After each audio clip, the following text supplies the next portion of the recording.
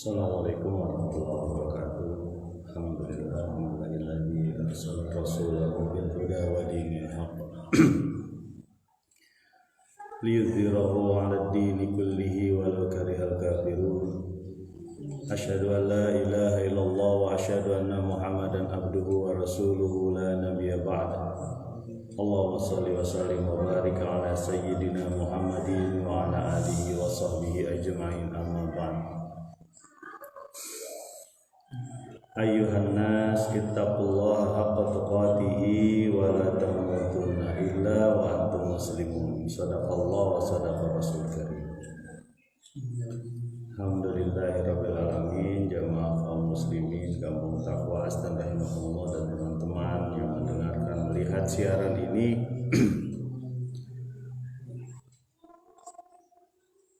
mengucapkan taqabbalallahu minna wa minkum, taqabbal ya karim minal aidin wal faidin.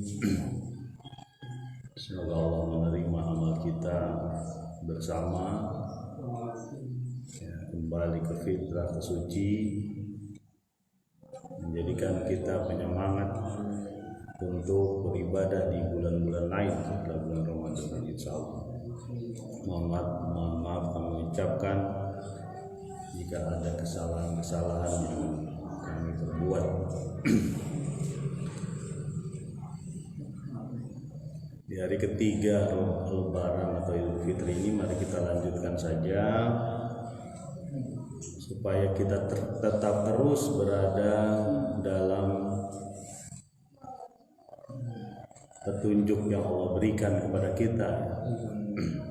Setelah sebulan penuh kita berjuang untuk ikut aturan Allah, maka kita lanjutkan perjuangan itu, insya Allah. Kita masuk ke satu surat baru, yaitu surat Ar-Rum, surat tentang kerajaan Romawi. Jadi di Al-Quran itu ada surat tentang kerajaan Romawi. Kerajaan ini nantinya akan diperangi oleh orang umat muslim, umat Islam waktu itu.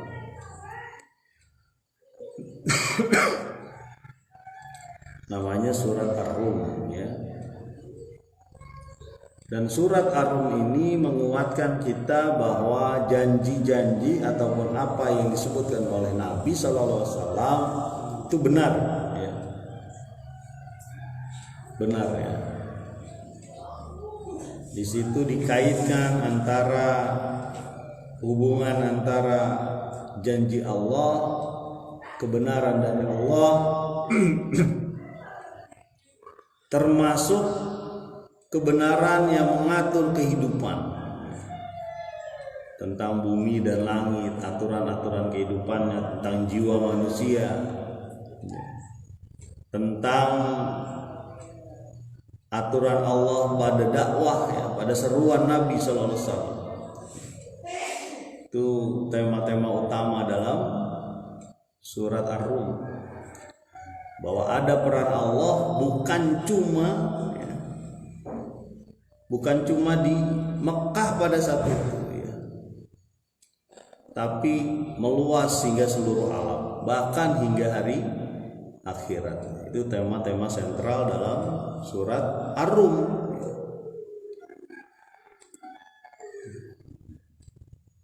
Seperti yang dikemukakan oleh sejarawan bahwa Romawi Timur berkuasa setelah Romawi Barat, ya. Dan nyebutnya Bizantium. Ibu kotanya di Konstantinopel, Istanbul kalau sekarang, ya, Turki. Dan lumayan lebih dari 1000 tahun itu kerajaan itu, ya. Lebih dari 1000 tahun. Dan Romawi Timur ini, ya, itu beragama ahli kitab, ya, beragama Nasrani, ya. Jadi secara emosional lebih dekat dengan kaum muslimin. Ya.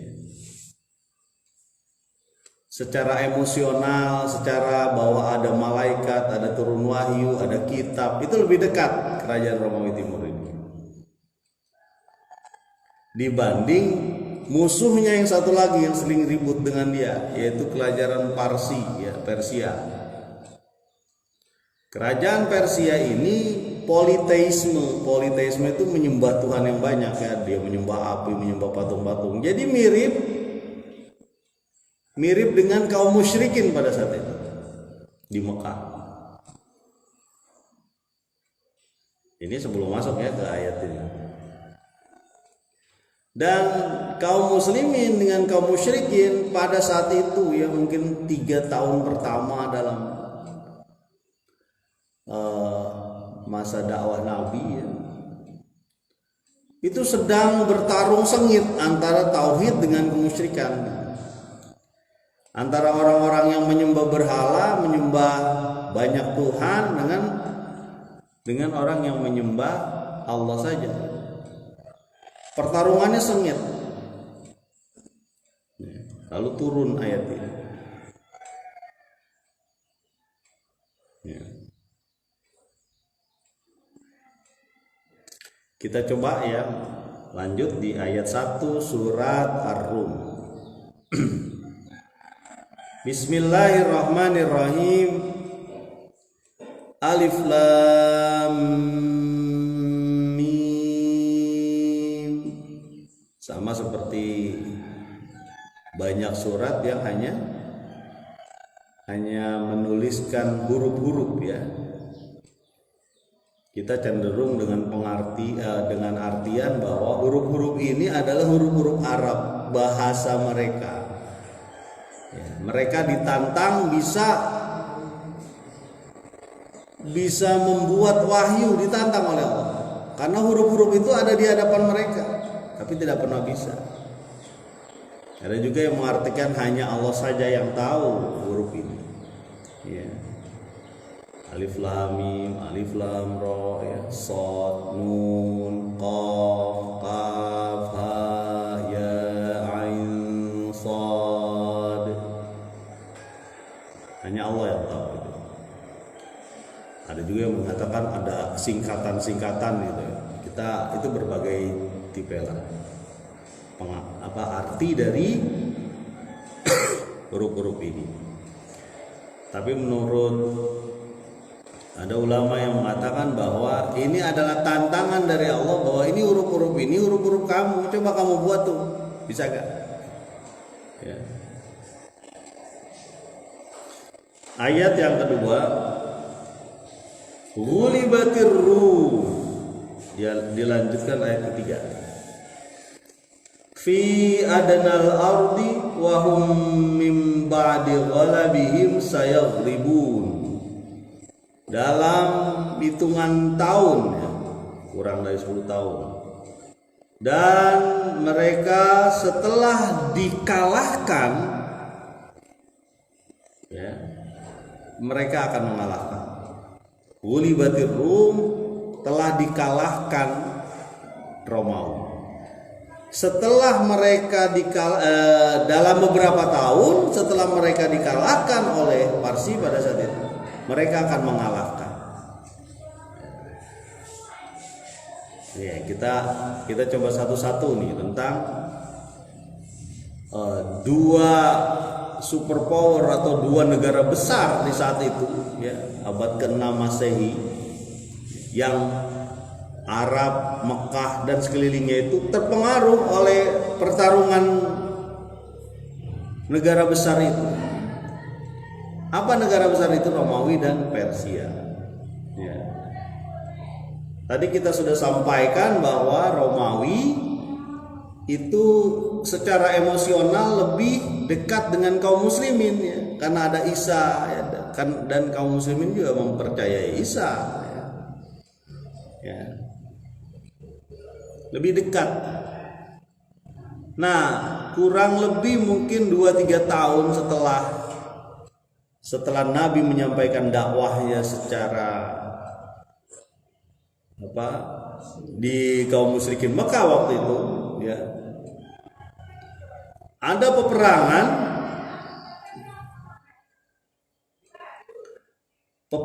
antara Persia dengan Romawi. Dan pada saat itu kalah Romawi ya oleh Persia. Mungkin beberapa wilayah dicaplok oleh Persia. Persia itu ada di Irak sekitarnya ya. Beberapa wilayah dicaplok oleh Persia, dan Persia itu politeisme itu berarti menyembah banyak Tuhan, beda dengan monoteisme ya.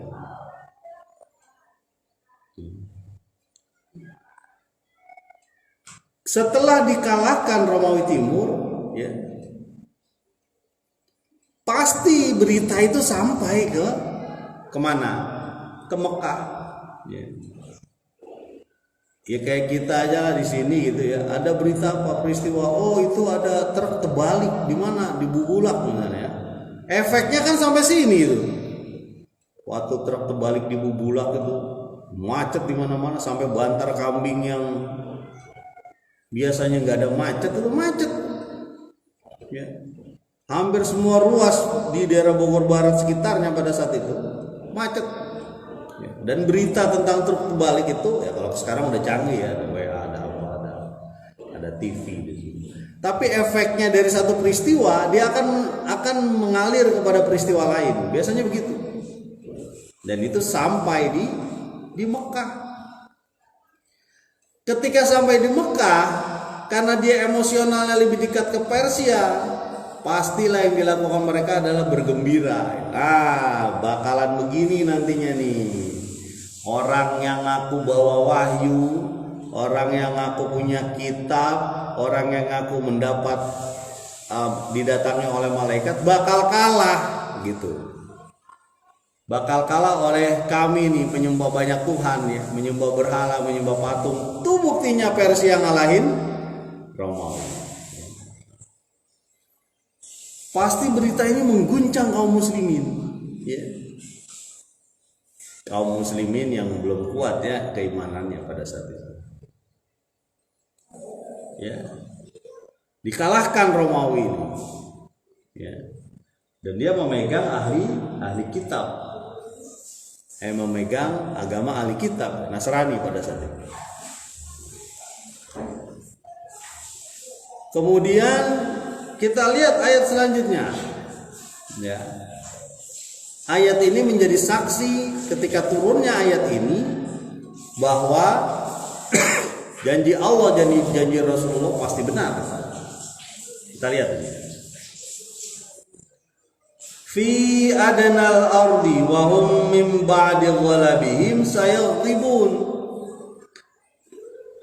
Dalam waktu beberapa tahun, ada yang mengatakan kurang dari 10 tahun. Dan mereka setelah dikalahkan, sayaghlibun, mereka akan mengalahkan atau menang. Ada juga yang mengatakan fi adnal ardi itu dalam tanah yang rendah ya. Mungkin ada hikmah-hikmah Allah juga di situ. Tapi sesuai dengan hadis, nanti kita sebutkan ya. Hadisnya dari Ibnu Jarir tuh. Bahwa Allah menyatakan beberapa tahun lagi di bawah 10 tahun setelah Romawi Timur kalah, dia akan menang, mengalahkan Persia. Ya. Nah, ini pernyataan dari Allah yang disampaikan oleh Nabi Muhammad kepada kaum muslimin ya, termasuk kaum musyrikin pada saat itu. Ya. Jadi pernyataan itu adalah kita nyebutnya ramalan kali ya, ataupun pernyataan bahwa di masa yang akan datang Persia akan dikalahkan oleh Romawi Timur.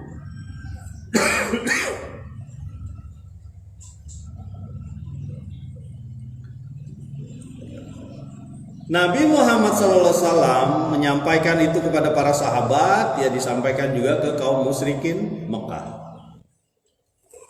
Apa yang terjadi, kegembiraan meluap-luap ya dari kaum musyrikin Mekah waktu itu.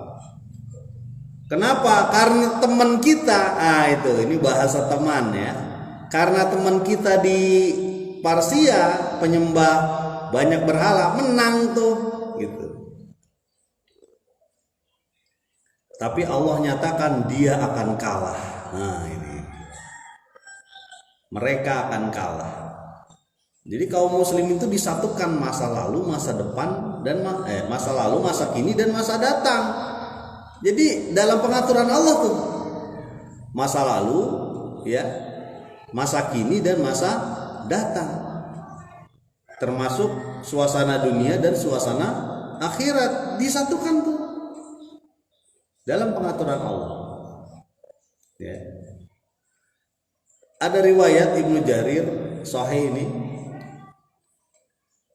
ketika ada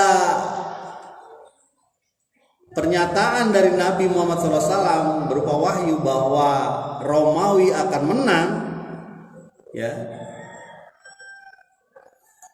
kaum musyrikin ngobrol sama Abu Bakar.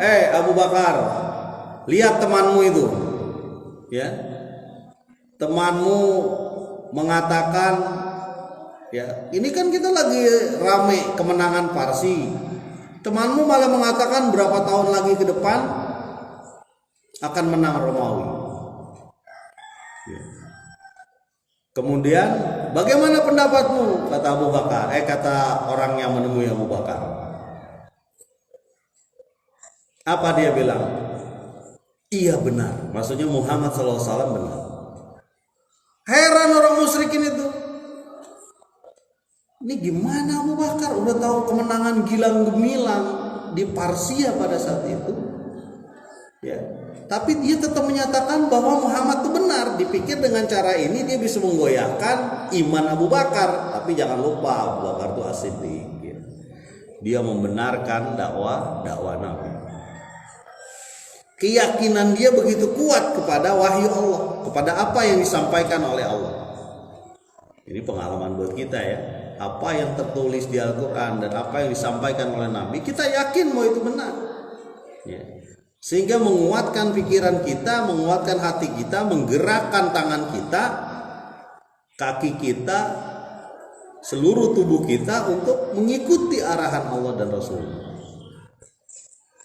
Ketika orang musyrik ini tahu bahwa Abu Bakar tetap kukuh bahwa Muhammad itu benar, walaupun gilang gemilang suasana kemenangan Parsia, ya, yang didukung oleh kaum musyrikin, ya, dia bilang, kamu berani taruhan, ya, kamu berani taruhan nggak bahwa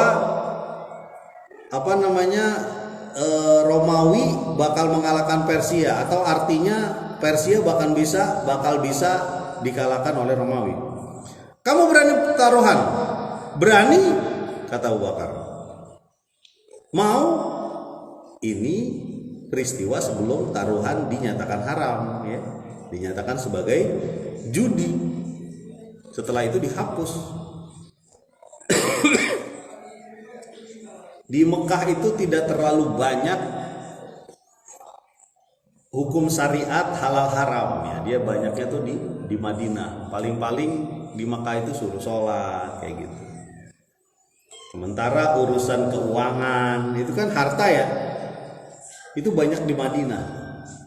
Diturunkannya setelah fase Madaniyah, ya, setelah Rasul hijrah. Jadi pada saat itu belum ada larangan taruhan. Pada saat itu, ya, jangan dipotong nih pidato. Jangan dipotong nih kata-kata saya. Abu Bakar main taruhan, berarti kita boleh dong taruhan, tetap haram. Itu waktu itu. Main bola, taruhan, itu kata Pak Arfan, Abu Bakar taruhan. Iya, itu sebelum ada turun syariat taruhan itu judi. Ya. Jangan dipotong, ya. Dipotong lagi.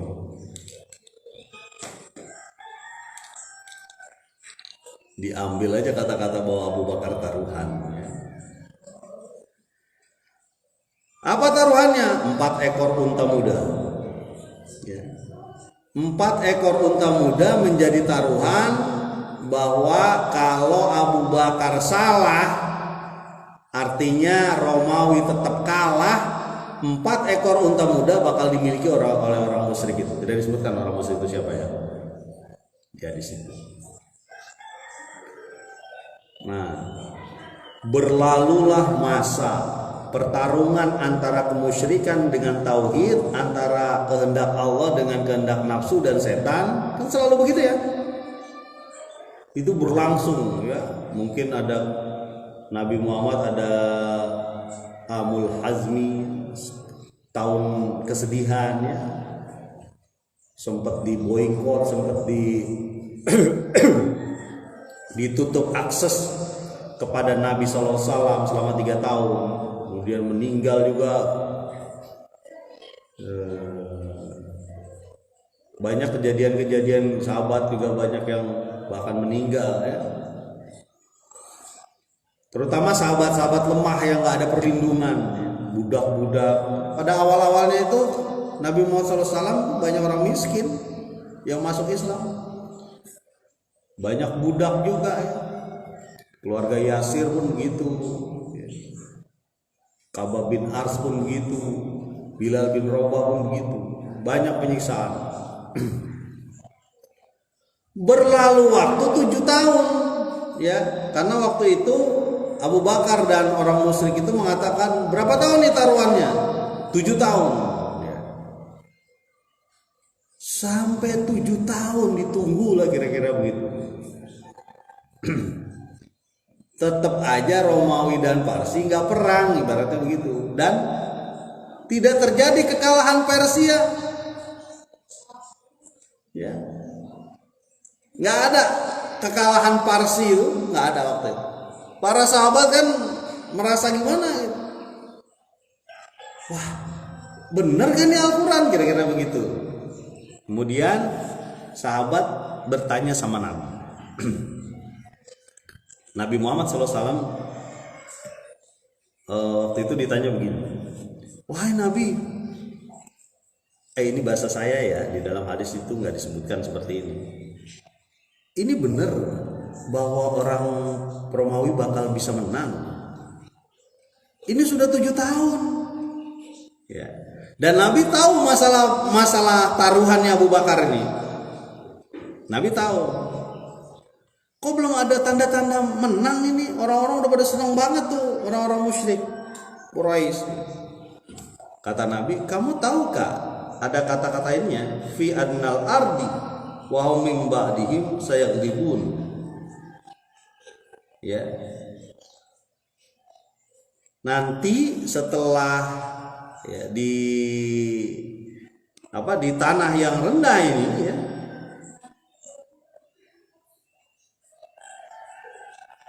ada ayat selanjutnya nih, ayat ini saya sampaikan dulu ya. Di ayat yang keempat. Nah, tadi saya ada kesalahan tuh. Ya. Belum disebutkan di ayat keempat ini ya. Ayat keempat kita coba lihat. Nih kita putus dulu dialog antara Nabi dengan Abu Bakar ya. Fi bid'i sinin lillahil amru min qablu wa min ba'du wa yawma idzi yafrahul mu'minun. Dalam beberapa tahun ya, kalau yang awal tadi di ayat pertama itu ayat kedua fi adnal ardi, dalam tanah yang rendah ya. Ya, kita masuk di ayat selanjutnya fi bid'i sinin. Ya. Dalam beberapa tahun, maksudnya kemenangan itu akan didapat oleh Romawi Timur. Lillahil amru Lillahil amru min qablu wa min ba'du. Bagi Allah lah kemenangan sebelumnya kejadian sebelumnya dan kejadian sesudahnya. Maksudnya menang dan kalah ya. Wa yauma idzi yafrahul mu'minun, pada saat itu bergembiralah kaum mukmin. Ya. Nah, jadi ini kisah tentang pernyataan bahwa Romawi akan menang. Ya. fi bid'i sinin, dalam waktu beberapa tahun, kurang dari 10 tahun. Ya. Lillahil amru min qablu wa min ba'd. Bagi Allah lah kejadian sebelumnya dan kejadian sesudahnya. Kejadian sebelumnya berarti kalah ya.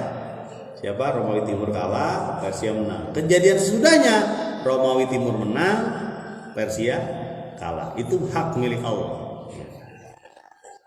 Wa yauma idzi yafrahul mu'minun, pada saat itu kaum muslimin yafrah, bergembira.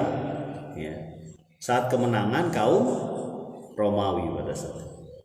Nah, itu latar belakangnya. Boleh kita lanjutkan lagi. Dialog antara Nabi, Abu Bakar dan teman-temannya. Ketika sudah 7 tahun tidak terbukti ayat ini. Ya. Tidak terbukti ayat bahwa Romawi bakal menang. Kemudian kata Nabi, kamu tahu gak yang disebut fi bid'i sinin? Tahu yang disebut fi bid'i sinin? 7 tahun, bukan, itu maksudnya di bawah 10 tahun. Minta sama mereka tambahan waktu 2 tahun. Ya. Minta sama orang itu tambahan waktu 2 tahun. Ya. Kemudian mereka bilang, berunding lah gitu. Tambah 2 tahun lagi, bid'i sinin itu artinya 10 tahun, di bawah 10 tahun lah. Berarti 9 tahun masih bisa. Taruhan itu belum bisa ditunaikan karena masih ada waktu yang tersisa. Gitu. Dan berlalulah 2 tahun itu. Di 2 tahun itu berarti tahun ke-9 kemungkinan ya. Tahun ke-9 setelah Romawi dikalahkan, mereka perang lagi dan Romawi menang pada saat itu. Ya, Romawi menang pada saat itu. Pada saat itu pun yafrahul mu'minin. Ya. Yafrahul mu'minun, orang mukmin bergembira karena temannya menang gitu. Ya. Ini di ayat keempat. Nah, ayat-ayat ini mengingatkan kita. Ayat-ayat pertama ini mengingatkan kita bahwa nomor 1, kemusyrikan dan tauhid ya, itu sesuatu yang begitu luas pada saat itu berlawanan. Dalam artian tidak ada sekat-sekat wilayah negara gitu.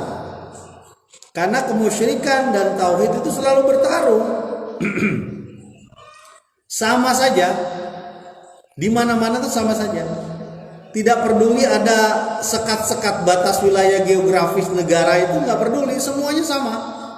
Sama yang ini kita harus sadari bahwa ya, perjuangan menegakkan agama Allah, perjuangan menuju ridho Allah itu sama saja di banyak negara. Ya, jadi orang yang bertauhid itu punya saudara di seluruh negara yang ada la ilaha illallah di negerinya. Ya, jadi kita dengan Brunei, kita dengan Singapura, sebagian ada kaum muslimin itu bersaudara. Dengan Malaysia, ya, dengan Arab Saudi, dengan Aljazair yang mayoritas muslim ya. Itu bersaudara. Innamal mu'minuna ikhwatun. Sungguhnya sesama mukmin itu bersaudara di wilayah manapun. Ya. Ini yang kadang tidak disadari oleh kaum muslimin, ya, oleh kita bahwa kemusyrikan itu sama aja dan mereka saling berkait. Begitupun tauhid, begitupun keimanan. Ya. Kemusyrikan itu begitu, sama aja. Ini karena kita hidup di abad 21 ya, yang sudah terkotak-kotak tuh negara tuh. Negara ini, negara ini, negara ini, negara ini, sampai bisa ribut antar perbatasan. Ya. Padahal kan ini kan buatan manusia aja, itu pengkotak-kotakan negara itu buatan manusia tuh. Ya. Ini negara ini, itu negara itu. Padahal ketika dia menyatakan Allah itu satu, Allah itu Tuhanku, ya, Nabi Muhammad Rasulku, ya udah kita bersaudara gitu. Jadi nggak ada tuh cerita ribut antara sesama negara Muslim misalnya. Negara Muslim itu sebenarnya satu, ya. Berarti sebelahnya negara kafir, negara yang tidak muslim, yang tidak mengakui Allah dan Rasul, gitu aja. Sama dengan itu, sama dengan.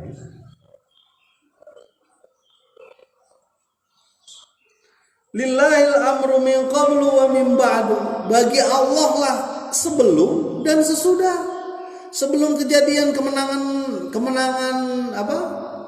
Romawi itu bagi Allah, begitupun sesudahnya itu bagi Allah juga. Ada aturan Allah di situ. Ya. Dan aturan Allah ini menyeluruh. Bukan cuma di Mekah yang kecil sempit pada saat itu. Kaum muslimin kan tertekan sekali pada saat itu, dikelilingi bukit-bukit, berusaha dibantai, dimusnahkan, diusir dari Mekah, ditarik ke tempat yang lebih luas. Apa itu? Bumi. Bumi seluruhnya ini milik Allah, dan aturan di bumi itu adalah aturan Allah. Lillahil amru. Bagi Allah lah seluruh urusan, seluruh keputusan. Menang tuh siapa? Romawi Timur. Dan itu disebutkan sekitar 9 tahun sebelumnya. Ya. Di kalangan musyrikin Mekah mungkin orang-orang lain udah disebutin sama Muhammad bahwa nanti bakal menang tuh Romawi Timur. Ramai lagi tuh tagline-nya, Romawi bakal menang, kira-kira begitulah. Ya. Dan itu ditunggu-tunggu sama mereka. Dan menang. Nah, itu salah satu berita kenabian, berita dari Nabi yang dibuktikan tuh. Setelah sekian tahun menang, ya mungkin pada saat itu Abu Bakar dapat onta 4 biji ya. sebelum disyariatkan di bahwa taruhan itu adalah judi. Yang nomor 3, nah ini harus kita yakinin. Yang pertama tadi bahwa kemusyrikan dimanapun dia berada mereka berkait, ya. Dakwah ini, seruan menuju Allah ini ke seluruh dunia, ya, nggak cuma kecil gitu di Mekah pada saat itu. Dan memang terjadi setelah kaum muslimin menguasai banyak wilayah, disebar kemana-mana, termasuk ngirim surat ke Heraklius waktu itu, Romawi Timur, dan terus berlanjut itu ada perang penaklukannya. Sampai nanti Konstantinopel ditaklukkan oleh kaum muslimin. Dan itu disebutkan oleh Nabi bahwa Konstantinopel, Bizantium itu bakal ditaklukkan oleh kaum muslimin. Dan di mana waktu itu? Di perang Ahzab. Masih kita ingat ya ceritanya. Apa ceritanya? Ketika Nabi membelah batu. Ya. Membelah batu. Ada batu yang menghalangi pembuatan parit pada saat itu kan. Kemudian Nabi membelah batu. Pukulan pertama, saya melihat istana Kisra. Kisra itu Persia. Artinya adalah istana dan mahkota Kisra. Ya. Kisra itu rajanya Persia. Kalau rajanya Romawi itu Kaisar. Pembelahan kedua pun begitu. Saya melihat istana Kaisar. Ya. Jadi ini sebutan oleh Nabi bahwa Islam itu akan menduduki tempat itu. Dan itu terjadi. Ya. Tapi itu udah di Madinah pada saat itu. Mungkin 5 tahun setelah kejadian Romawi menang.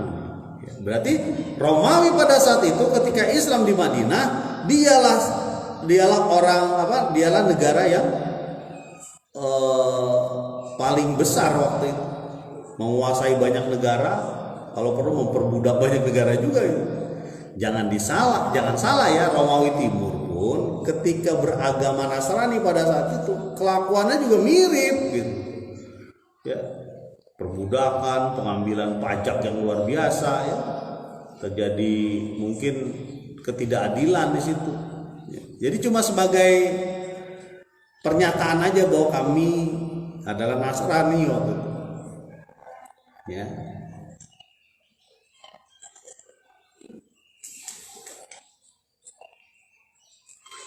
Nah, yang ketiga tadi kita udah sampaikan. Yang pertama bahwa kemusyrikan dan tauhid itu di mana-mana selalu sama, dan ini kita harus tahu.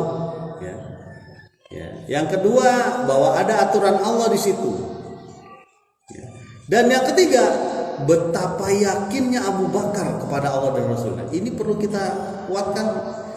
Ketika disebutkan di Al-Quran, kita yakin bahwa itu memang benar. Dan itu diyakini Abu Bakar bahkan sampai harus taruhan.